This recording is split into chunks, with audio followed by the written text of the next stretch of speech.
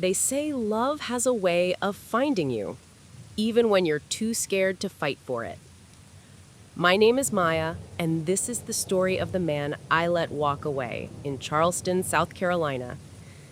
The city smelled of salt and magnolias, and the streets glistened from last night's rain. I still remember standing at the doorway, my heart screaming, my lips sealed. This is a story about regret, love, and the choices that haunt you forever. I met Luke at a gas station off Highway 17, fixing a tire on a rusty Ford pickup. He smiled, the kind of smile that makes you forget the rest of the world. He asked where I was from, and I said Chicago, just trying to start over. By the end of the night, we were laughing over coffee at a tiny diner under neon lights. That first spark felt like something cinematic, like the universe had paused just for us. That summer, every evening felt like a movie. We drove along Folly Beach, barefoot on the sand. He talked about leaving Charleston, chasing music dreams in California or Nashville. I wanted to stay, tied to my small newspaper job and my fragile sense of independence. But somehow, in those quiet moments, our hearts started speaking louder than words. I realized love wasn't just about being together, it was about choosing who you wanted to be. Then came the night I got the internship in New York City. Luke's eyes went distant, and suddenly our world of laughter felt fragile and thin. I wanted to chase my dream. He wanted to keep me in Charleston with him.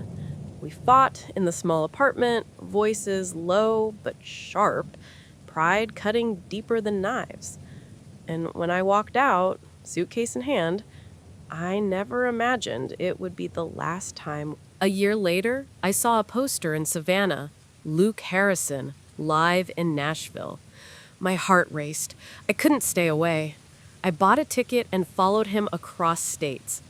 He sang a song I'd never heard before, lyrics that felt painfully familiar, about us. After the show, he looked at me like he'd seen a ghost and whispered my name. But the words that followed broke me. He was engaged to someone else now. I drove to the mountains of Colorado, following every hint of him, every rumor of a garage he fixed. The sky turned pink as I arrived. The world felt both vast and small at once.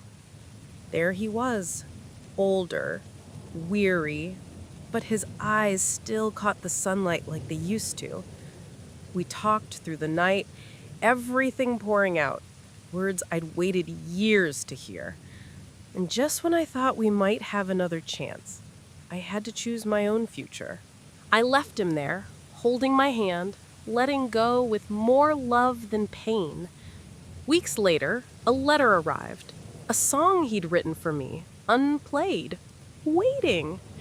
It said, "You were never lost, Maya.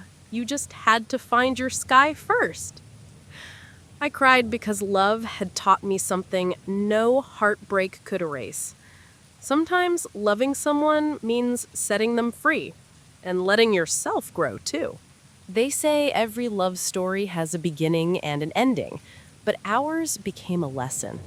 Love isn't always about holding on. Sometimes it's about knowing when to let go. If this story touched you, hit the like button and share it with someone who once meant everything. Comment below.